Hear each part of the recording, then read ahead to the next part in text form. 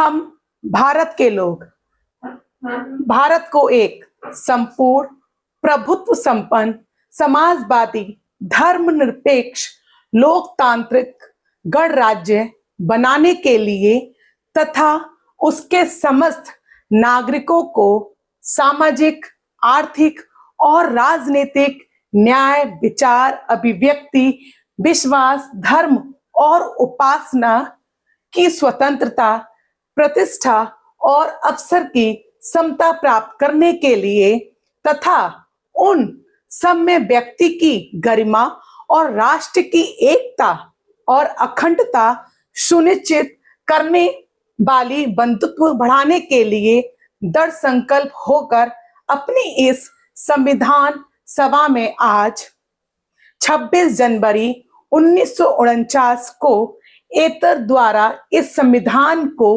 अंगीकृत और आत्मर्पित करते हैं।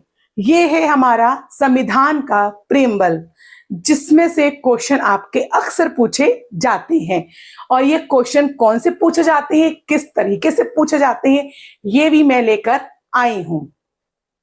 पहला, संविधान की प्रस्तावना में 3 प्रकार के न्याय, 5 प्रकार की स्वतंत्रता, 2 प्रकार की समानता और 1 प्रकार की भ्रातृत्व दिया गया, यानी कि भाईचारा। सेकंड क्वेश्चन है 42वें संविधान संशोधन अधिनियम 1976 द्वारा संविधान की प्रस्तावना में समाजवादी, पंथ निरपेक्ष और अखंडता शब्द को जोड़ा गया है। यह क्वेश्चन अक्सर पूछा जाता है कि किस संविधान संशोधन में हमारा प्रस्तावना में समाजवादी, धर्मनिरपेक्ष और अखंडता शब्द को जोड़ा गया है।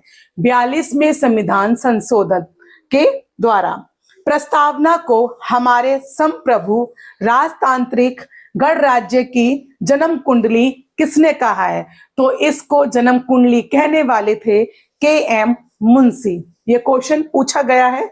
लास्ट है चौथा क्वेश्चन, केशवानंद भारती बनाम केरल राज्य 1973 के मामले में सर्वोच्च न्यायालय में प्रस्तावना को भारतीय संविधान की मौलिक संरचना का भाग स्वीकार किया गया है। सर्वोच्च न्यायालय के शब्दों में आपको सर्वोच्च न्यायालय के शब्द एज इट इज जो बोले गए हैं उसको याद कर लेना है, क्योंकि वही शब्द आपके स्टेटमेंट में पूछे जाते हैं। ये है सर्वोच्च न्यायालय के शब्दों में हमारे संविधान का प्रसादा उद्देशिका में वर्णित बुनियादी तत्वों पर खड़ा है। यदि इसमें से किसी तत्व को हटा दिया जाए तो सारा ढांचा ही ढह जाएगा, अर्थात संविधान वही नहीं रह जाएगा, अर्थात अपनी व्यक्तित्व और पहचान को खो देगा।